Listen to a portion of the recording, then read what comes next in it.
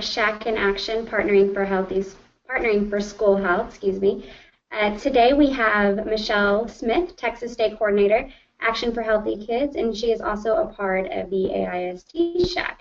And we have Pam Tevis, the Health PE Wellness Coordinator with Pasadena. And then we have Lisa Lauder, who is a DSHAC parent co-chair with the Spring Branch ISD. Today we will be hearing from these presenters on how they've been successful in striving to reach their goals within their district, and then we'll talk about the 2016 SHAC Award and share some resources. So overview of the SHAC will be presented by Michelle, and then we'll hear from our 2015 SHAC winners, Pasadena and Spring Branch, and then we'll share information on our 2016 SHAC Award, and then we'll have some Q&A at the end. Great. Thanks, Sarah. Do you want to go ahead and just shoot to the next slide? I'm happy to be here this morning to talk a little bit more about school health advisory councils. They are, I think they're one of the most important advisory groups that a school district has. They can help the district ensure that you're getting local community values and parents' values, and that they're reflected in the district's health instruction. That was how they all got started. Next slide, please. But now they are mandated to do multiple things. They are mandated by state law. SHACs are to be appointed by the school board. As we mentioned, they're a great voice for parents and the community to the school district, and really it's a great way to share the importance of health to the district administration and to the school board. SHACs are responsible for reviewing all health education curriculum and making recommendations on that. They're also responsible for reviewing the coordinated school health program for the district and making recommendations. And their scope has expanded to deal with diabetes, bullying, all of the what are now 10 components of coordinated school health. Other things that have been added to the School Health Advisory Council's responsibilities are reviewing and recommending recess policy for the district, and reviewing and recommending joint use agreements or other types of district and community collaborations which help encourage physical activity for the community. Next slide. SHACs bring focus to the important role health plays in the learning environment. You're not just sending a brain to school to learn, you're sending a whole child. And when we focus just on testing, we're ignoring the fact that we have a whole body sitting in this school. And if they're hungry or they're tired or they're sick, they're not going to be successful academically. So SHACs can bring that focus to the whole child education, be supportive of the district, share the importance with administrators, and share the information. The group I work with, Texas Action for Healthy Kids, has a document called the Learning Connection, which has a lot of information that could be shared.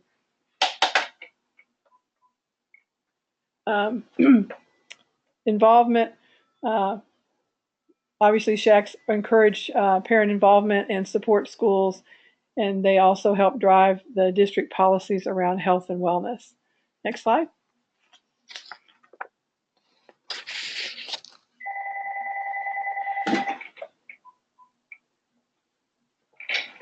Knowing your district, knowing the demographics, the variety of cultures, and making sure that you have representation of what your district is all about is very important to having a successful SHAC.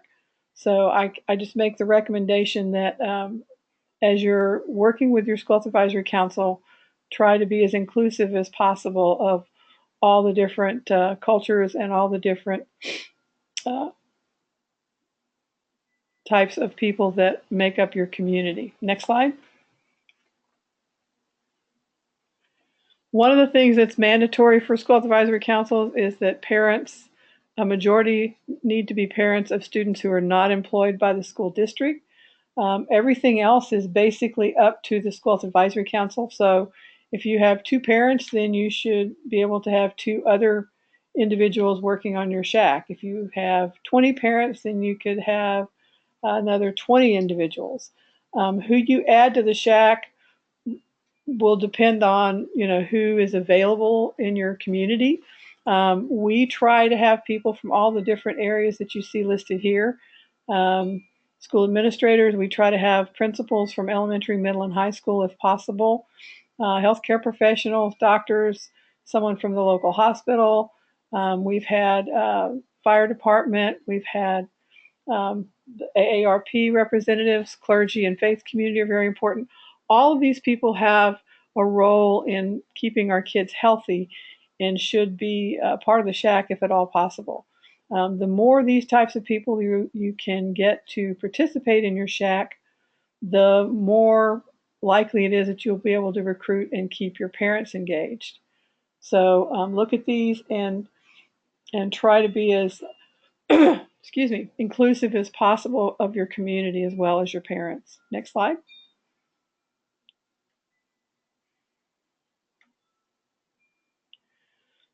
The laws, we have a little quiz we do if we're on an in-person environment where we can do true false. Hello. Okay, we'll talk about engaging parents. No, we'll talk about the law. Sorry, it's having technical difficulties here. One of the laws is, this is true, a chair or a co-chair must be a parent. SHAC must be comprised of at least 5 members appointed by the school board. That is true as well. SHACs must report to the school board at least once annually.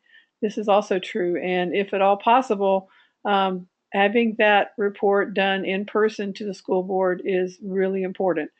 We had to fight to keep that in our Austin ISD SHAC at one point. They wanted us to just submit a written report, and we pretty much, demanded that we were able to talk to the board at least once a year so they know who we are and have an understanding of what the SHAC does.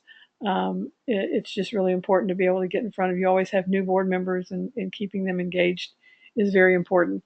And SHACs, another mandate now, a lot of SHACs were meeting once a year, and really you can't do much if you only meet once a year. So we went back and asked the legislature to change that, and now SHACs must meet at least 4 times annually.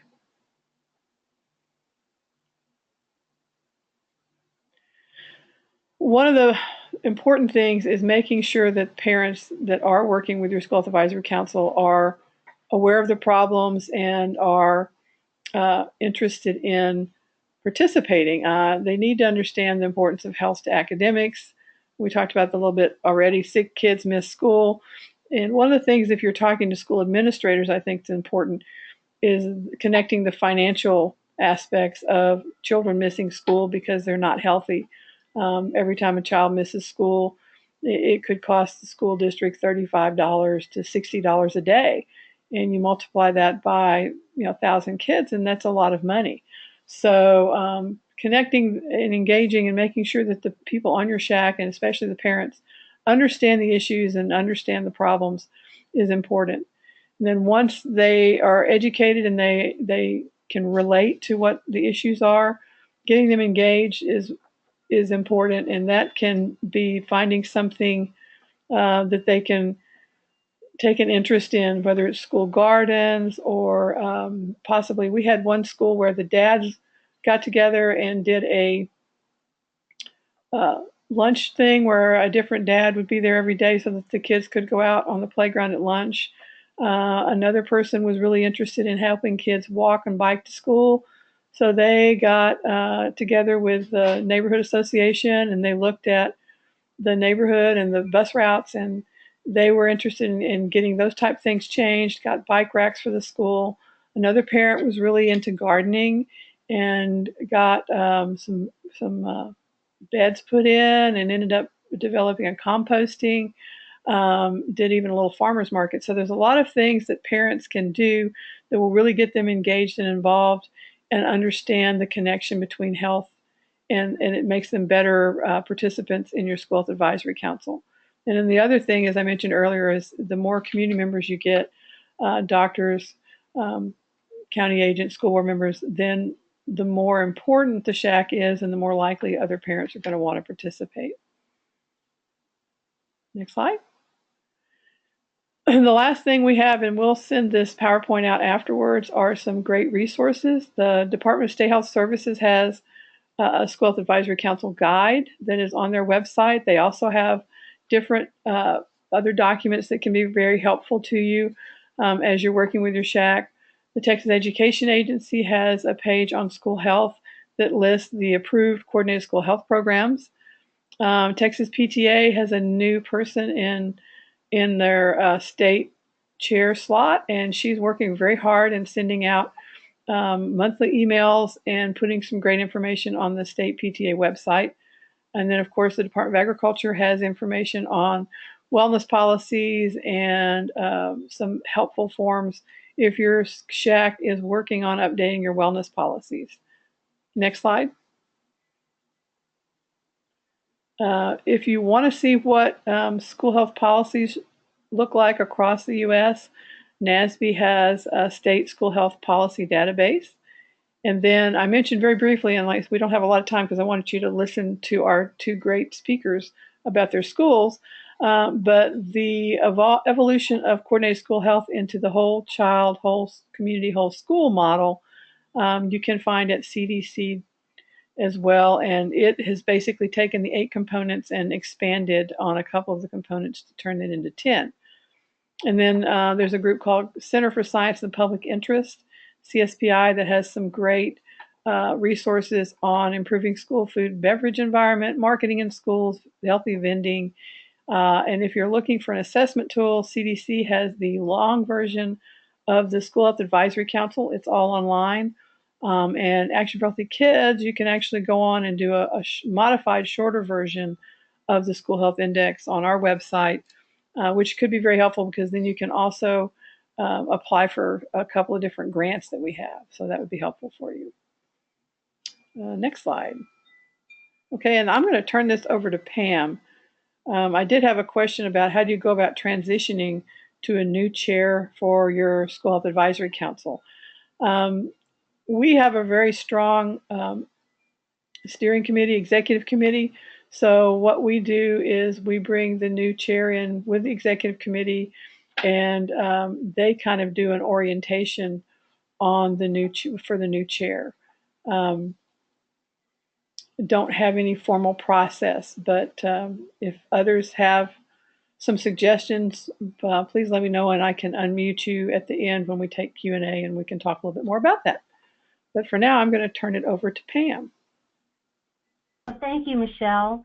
It certainly is my pleasure to be here and an honor to be a It's Time Texas SHAC Award recipient. We always like to highlight the efforts that we're making here in Pasadena to make healthy the norm. Next slide. Next slide. Our SHAC is composed of an executive board and general members. And again, for those of you who are listening, building a successful SHAC is a process, and it takes a long time to do it. So sometimes you have to go slow to go fast. Our executive board is made up of business partners, community members, district staff, and parents. They meet every month. Every other month in between, we have general meetings. Much of our planning is done at the executive board meetings and then shared at the general meetings. We have 4 general SHAC meetings each year, and that includes 2 parent forums.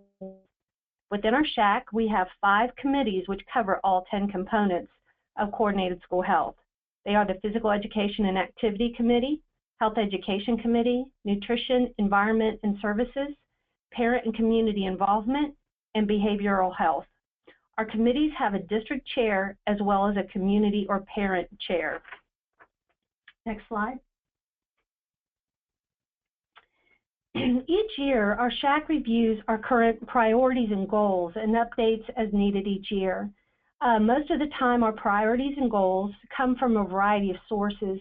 We look at legislation, we look at data, surveys, and any areas of concerns that are brought up by the group.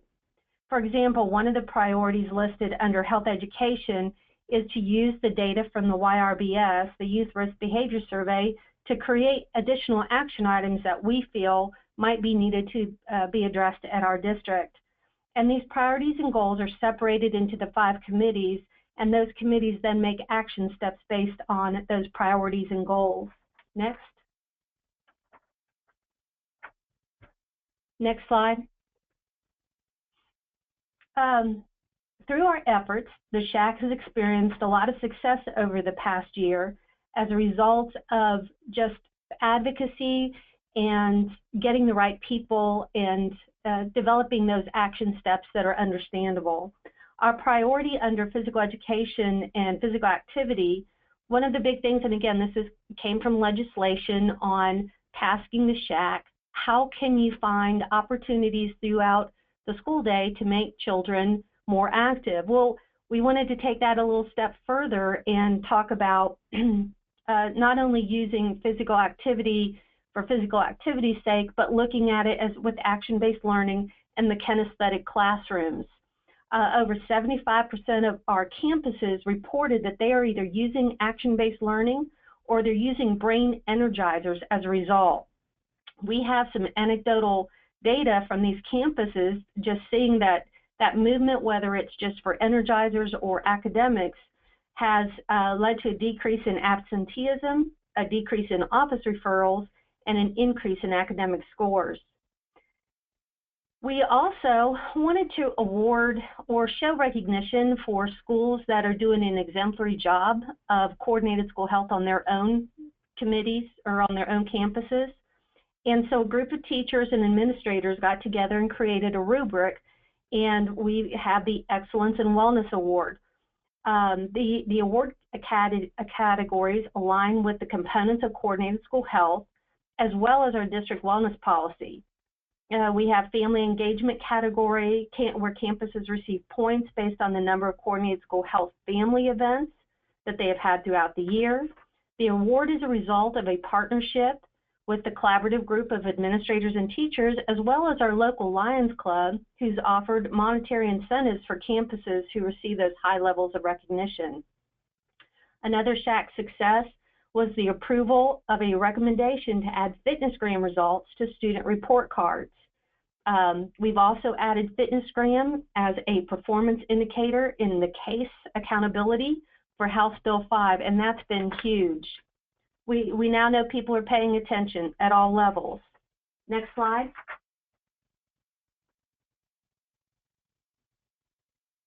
In response, again, to legislation, our Health Education Committee, led by our Pasadena Health Center partner, developed an oral health educational materials to use in our campuses. They created a video with a lesson plan. It's available online. So classroom teachers they're required to do that at least one time a year and go over the oral health information. And then we have, with House Bill 897, requiring that all students in grades 7 through 12 receive CPR training at least one time. We had a SHAC member who they donated mannequins to all of our high schools so that all of the high schools were able to at least catch those kids during health class. But we had one school that went even further because we had that community support and created a mass CPR class for all the freshmen. It worked out great because it was held during a day where the freshmen aren't tested and the other grade levels are. So this is going to be coming up on year 3 where we CPR train at least 600 to 700 freshmen. And along with that CPR training, we also have the career investigation. It's an amazing event. Then another success with this committee, they developed a video resources educating the importance of immunization. It gets rid of a lot of the myths that parents have about the immunizations. And this video is shared with the nurses and the campus health advisory committees, and they in turn share it with families. Next.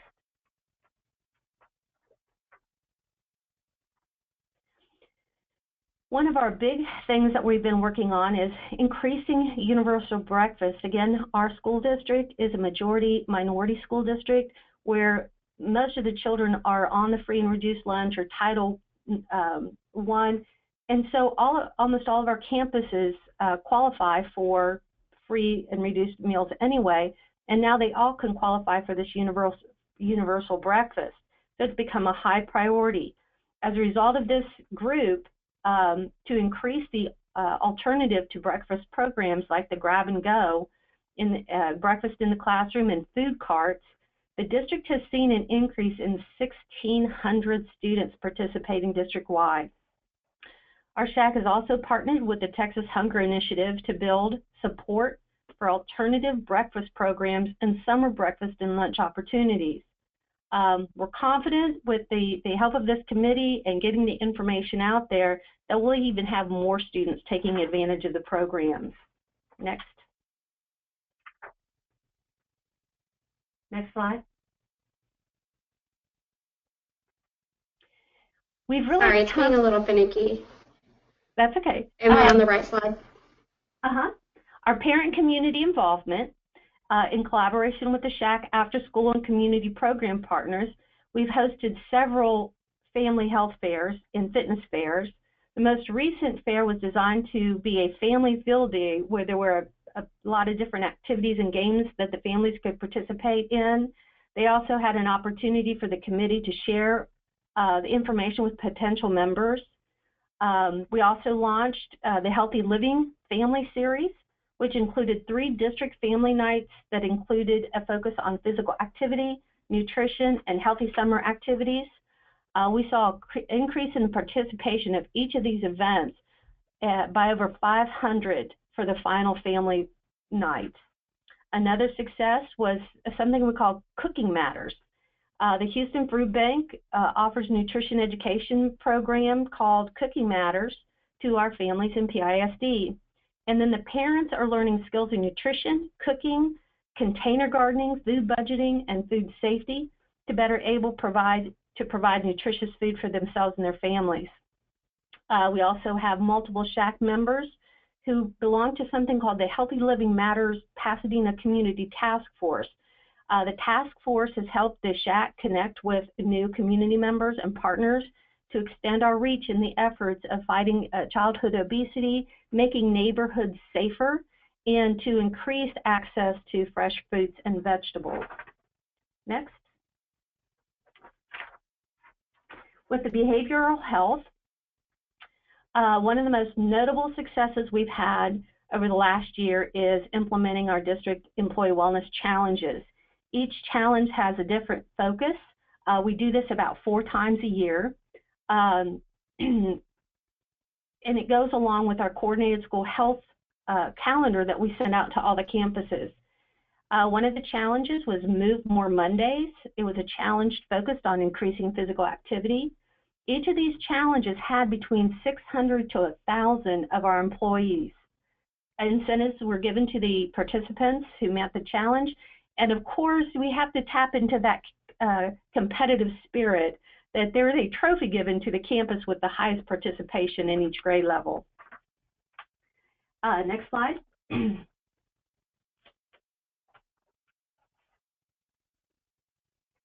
achieving our goals, the campus health advisory committees, I think one of the most powerful things we did, we put this in our wellness policy, is that each campus, K through 8, would develop a campus health advisory committee, which pretty much looked like the district council, but it kind of empowered them to, with some general guidelines, to create their goals and objectives to coordinated school health, and then they develop those action steps to get that implemented into their schools. So as a result of these SHAC recommendations, each K has the advisory committee. This committee is tasked with ensuring coordinated school health happens at the school. And at the end of each school year, the committee has to submit a survey that reports compliance as well as any additional school health initiatives. Again, this is part of our case accountability, and it's part of our monitoring tool for the wellness policy. We put those 2 things together. And again, we are now in the 3rd year of using that as accountability, and it just really heightens everybody's awareness of what the components of coordinated school health are and how they can achieve it on their own campus level. Another contributor to the success is that we have a diverse SHAC executive board that's made up of our district leaders, community partners, and parents. And this diversity certainly helps contribute to achieving our goals. Our SHAC values a relationship with the school board, and I have to agree with Michelle, sometimes it's very important to have that face time with the board so that they know who you are, they know what you accomplish, and really they're a partner in this as well. In addition to presenting that annual SHAC report, the SHAC keeps the board informed of progress with our priority items. We also have a board member who is part of our executive board. Probably the largest contributor to achieving our goals is advocacy.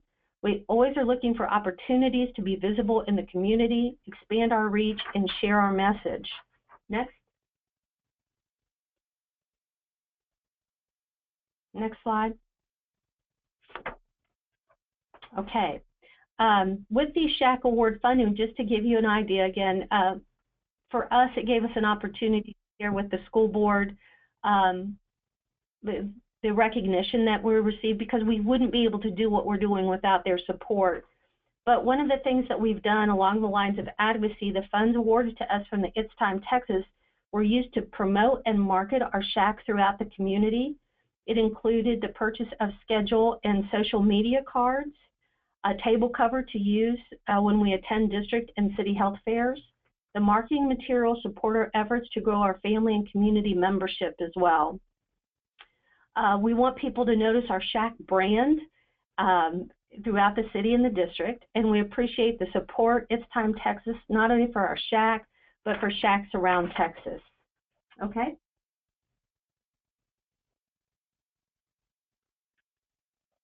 That's my part. We'll turn it over to Lisa. Hey Lisa, just so you know, when I'm in advancing, it's advancing on my end, but give it a second on yours if it doesn't go right away. It's having a bit of a lag. Thank you. Can everybody hear me? I hope so. I've just been unmuted. So my name is Lisa Lauder, and I am the DSHAC parent co-chair in Spring Branch ISD, and I'm really honored to serve in that role, and really grateful to be part of the group of recipients for the SBISD SHAC that It's Time Texas awarded us last year. In my role as a parent co-chair, our big focus has really been engaging more parents, and in line with Michelle's point of really knowing who makes your community, that's really been the key to our success in growing the number of engaged Healthy Lifestyles chairs that we have. If you want to advance the next slide, Sarah, that would be great. Thank you.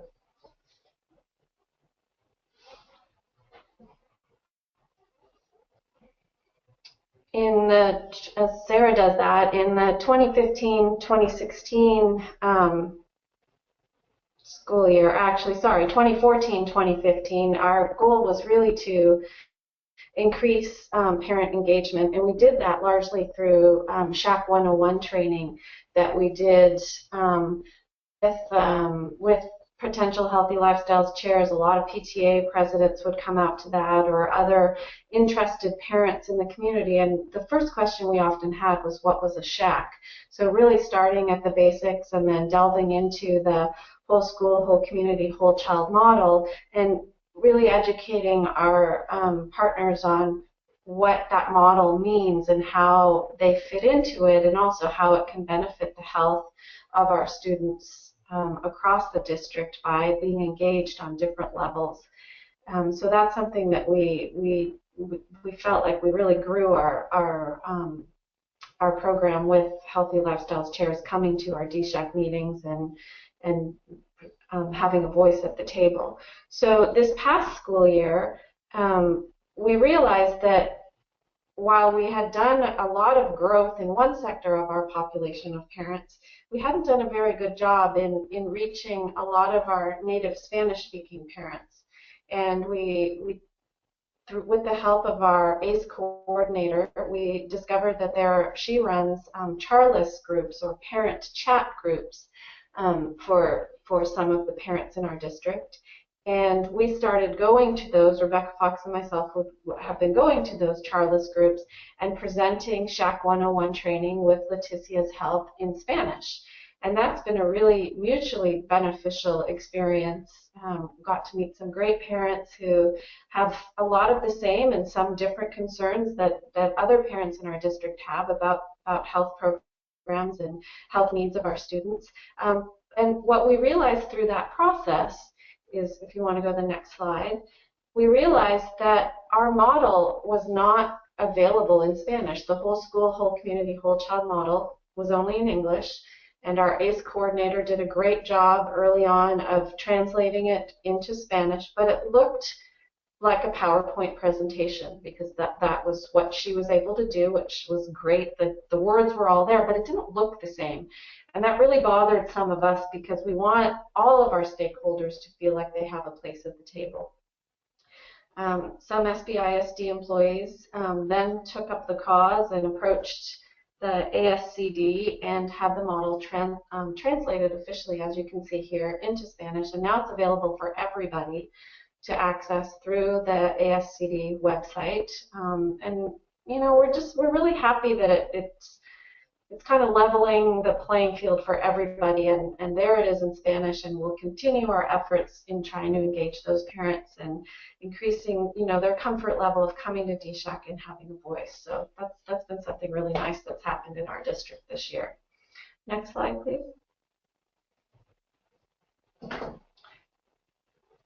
One of the other things that is key to the success of our SHAC in SBISD are the vibrant subcommittees. Our DSHAC only happens 5 times a year, and work really gets done. Well, we do a lot at DSHAC, the work behind the scenes gets done in these 5 robust subcommittees. We have subcommittees on health education, legislation, physical activity and fitness, nutrition education, and the social emotional lifestyle systems of care. And these subcommittees are open to all of our stakeholders, district employees, parent volunteers, community partners, and they all serve together on these subcommittees and meet regularly outside of the regular DSHAC meetings. This allows us to be really responsive to current issues, dig deeper into research and policy review. A lot of discussion happens in the subcommittees, and then we report back to DSHAC on those regular scheduled meetings. Next slide, please. So some examples of responsiveness, you can see there. We have currently the legislative subcommittee is about to meet and start digging deep into the research and review of the district lice policy. We've had increased concerns from our stakeholders about resistance to over-the-counter treatments, and while our district wants to keep our students in school, there's also growing concerns that the information out there isn't always accurate, and you know, it's not always the best thing to treat with over-the-counter treatments if we do have superbug lice resistance. And how can we keep our kids in school but also improve everyone's health? More education is probably needed, and a real look at the policy of what we're telling people to do and how to treat at home, and how to do a thorough job. And also this will help decrease stigma of families that are affected by it, because ultimately, looking at the holistic piece and how everything is interrelated, we want the health of our children, but also how they feel about themselves to be, of utmost concern. So that's something legislative is looking at. Another great thing that happened this year is that the DSHAC, Social Emotional Lifestyle and Systems of Care Subcommittee merged with the District Mental Health Subcommittee, which was made up of all staff members, because we realized that these committees were meeting in silos for a period of time, but trying to address the same issues. So that's really helped to increase efficiency, and that's a very active subcommittee at the moment.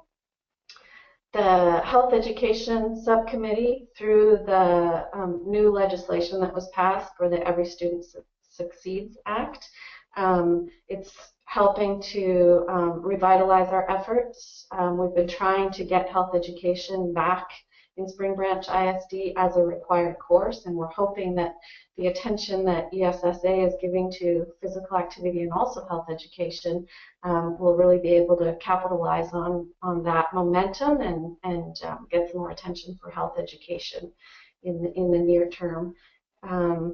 The whole school, whole community, whole child model was recently presented at the district strategic planning committee. We have a new superintendent in Spring Branch ISD, and there's a lot of work going on the strategic planning for our district.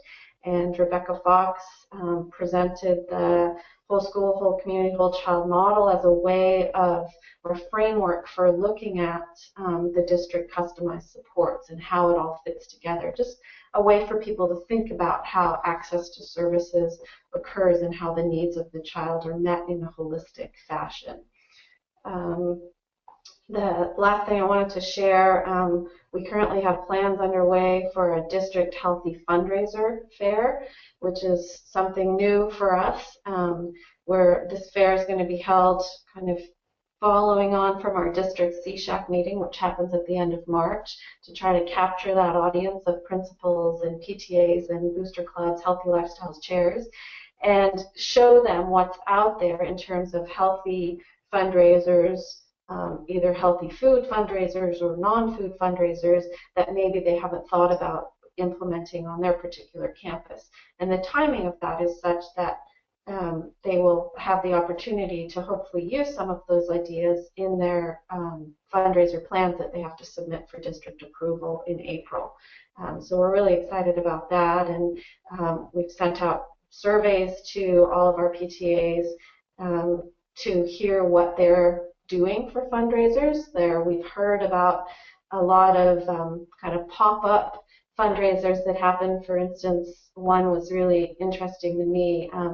Through Recipe for Success on one of our campuses, they harvested a lot of the herbs that had been grown and bagged them and then sold them as a fundraiser. So there's a lot of different things happening, fun runs to raise money. We're going to try to bring in some fruit growers, like the orange, like to sell oranges as a fundraiser, or apples, that kind of thing. So we're really hoping to kind of expand people's vision of what a fundraiser can look like in line with our model of healthy lifestyles. Okay, next slide.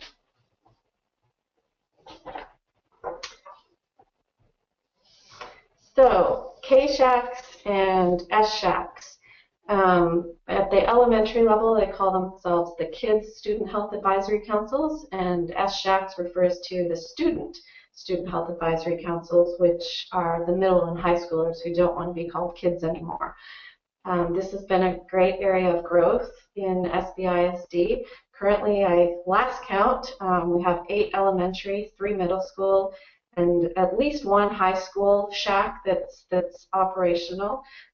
We have a Healthy Lifestyles Chair who is a student that serves on our DSHAC that represents her high school. And this is a great leadership opportunity for her, but also it's a great reminder to think outside the box if you're looking for healthy lifestyle chairs to serve on your DSHAC. It doesn't always have to be a parent. Students are perfectly welcome with their parental and principal permission to attend our DSHAC. Great experience for them and a great mutual relationship between what happens at DSHAC and what happens on that student's home campus.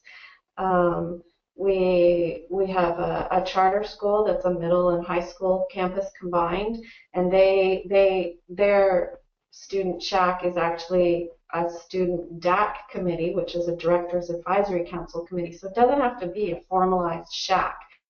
It can be part of a student council. It can be part of a DAC committee. It's anything where you're bringing students together and they're looking at ways of making health improvements on their campus.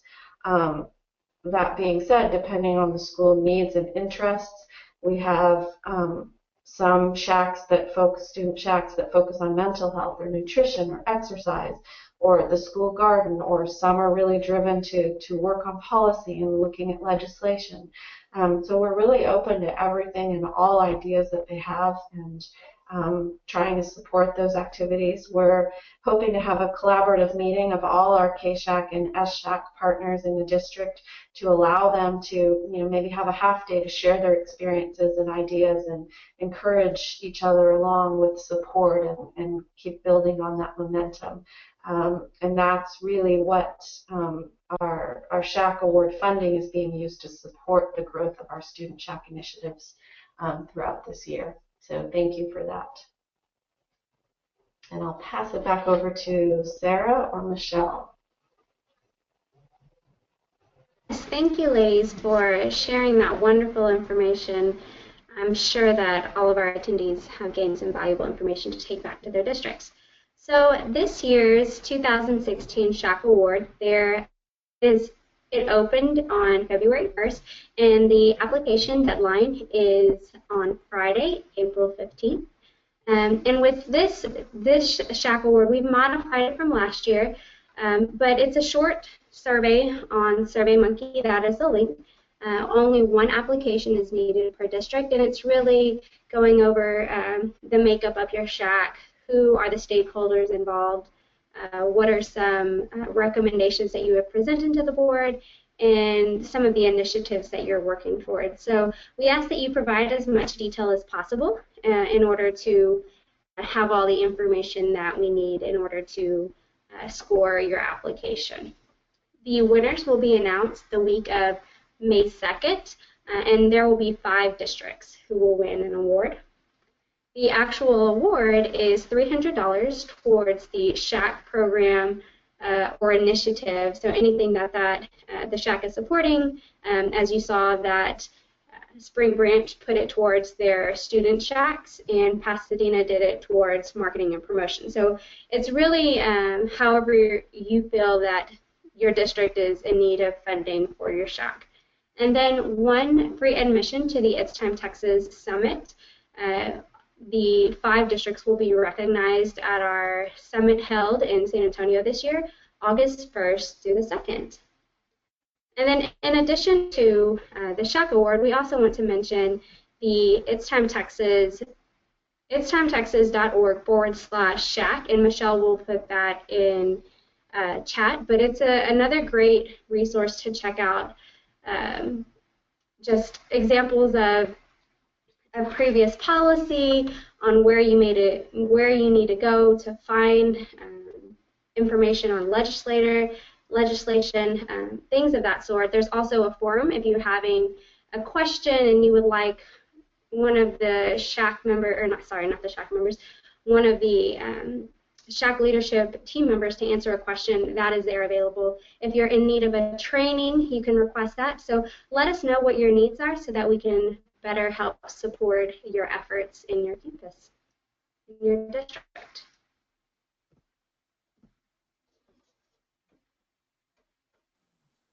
Okay, I think I got it in there.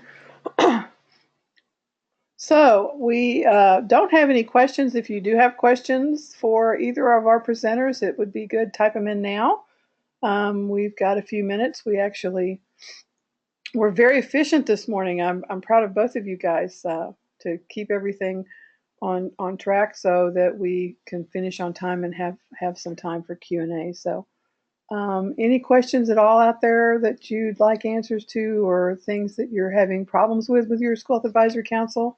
I'm sure both of these presenters have a lot of experience in a lot of different issues that you might have had to deal with. So I'll give you a minute here. And I'm really excited about the SHAC Awards. Last year, Action for Healthy Kids was able to also award a registration to the annual summit to all of the winners. Our board has not voted on that yet for this year, but I'm hoping that we will again offer a registration to the Action for Healthy Kids Summit, which will be next, either late January or early February.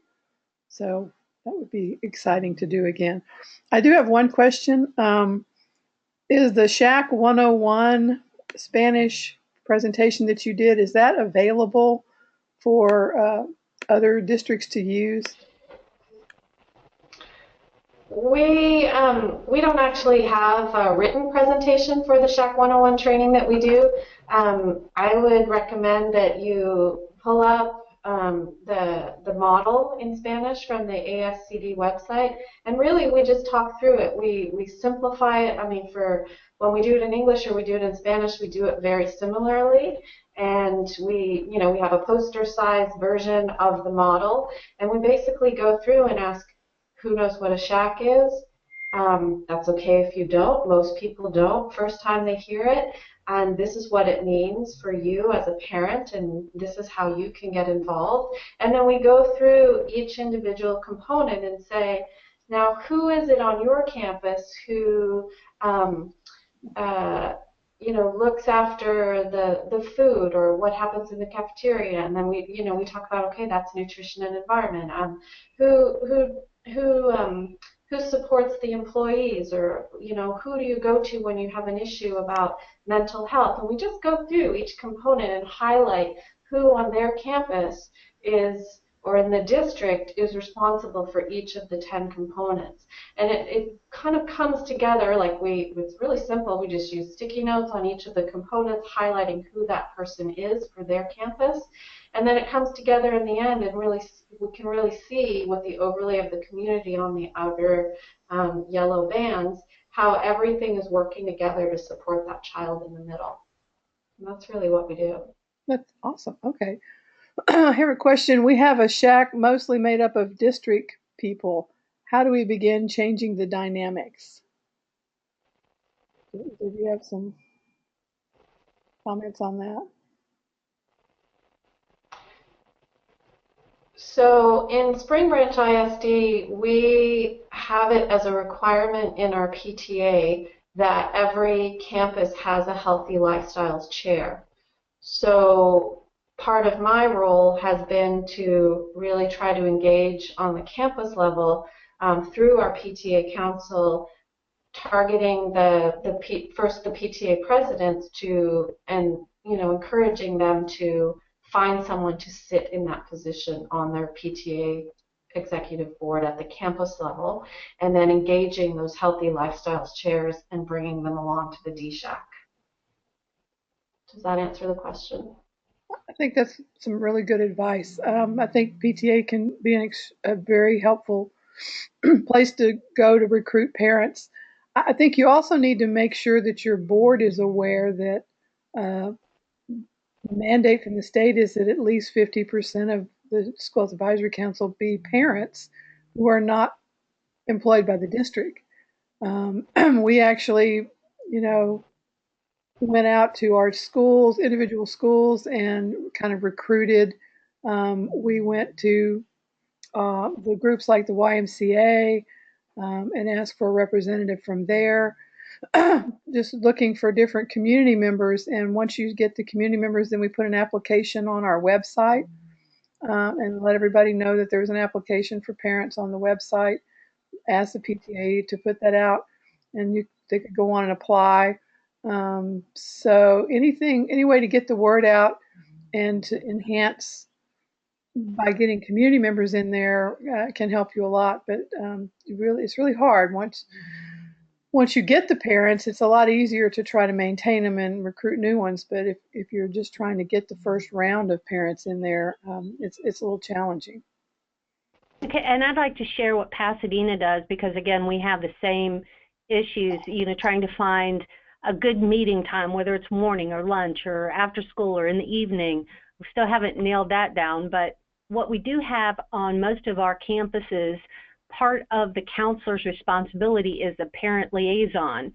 So we ask at the beginning of the year for each campus to send their parent liaison's contact information. We send out information to invite them to our version of a SHAC 101. We also tie in with our ACE after school program and the programming they do after school.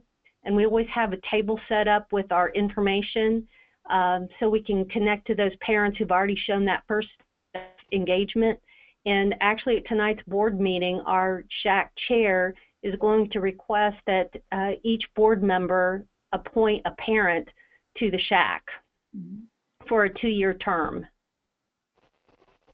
Excellent advice, and especially the part about when you meet. If it's convenient for your school personnel, sometimes it's not going to be convenient for your parents. You may have to move to a night meeting as opposed to one that's in the afternoon, or even one. I know in some of my schools, we had to have meetings in the morning. They would meet after. They were more available after they dropped their kids off at school, and were not available in the evening. So that's why you've got to really have a good idea about your community and what's going to work in your own community. One of the things we want to try next year is to actually set up Skype meetings where parents, when they drop off their students at school, can then go to the library where it's set up, where they don't have to physically be with us, but they can be at an online meeting and have some IT support. That's a great idea. I really like that. In Spring Ridge ISD, we hold meetings in the morning and then the exact same meeting again in the evening, and that allows us to reach more people. Okay. Do either of your districts, do you have full-time person assigned to organizing SHAC activities, someone at the district that does that, or is it all volunteer? Well, we received the Carol White PEP grant in 2010, and part of that, and most of our things that were written into that grant directly dealt with coordinated school health or physical activity. And so I hired someone to kind of oversee that grant. Well, before the grant ended, we kind of showed how that person really was the one to coordinate all of those efforts, and we were able to get Angela Rubio to be our full-time coordinated school health specialist. And one of her main things is working with the SHAC and trying to coordinate the efforts with the parents in the district and the community folks. So I would say that's probably imperative that you have a dedicated person that oversees all the coordinated school health, the SHAC, and all of that. Okay. Anything else to add? I have someone. In Spring Branch ISD, it is Rebecca Fox who oversees the DSHAC activities, and she is exceptionally busy trying to keep, and she does a great job keeping up with everything that's going on all the subcommittees and on all of her different layers of DSHAC meetings, along with all of her other responsibilities. And as DSHAC parent co-chair, I focus more on the parent side of it and help out where I can. But that's the model that we use. Okay. Someone asked us to share information on how to arrange for School Health Advisory Council training. We will make sure and include the link to the web page that It's Time Texas sponsors for us, and there is a questionnaire on there that you can fill out if you're looking for some additional training for your SHAC. Also, we have 3 more webinars, one each month in March, April, and May. March will be on nutrition. April will focus on physical activity, and May will be about campus improvement plans and possibly the winners of the next year's School Health Advisory Council. So those you can find on the Action for Healthy Kids website. If you go to the website and go to the Texas team page, on the right side, there is a list of upcoming webinars, and you can register from there. Or if you get the Action for Healthy Kids newsletter, we'll have the links in there when the newsletter comes out in March. Is there anything else we need to add, Sarah?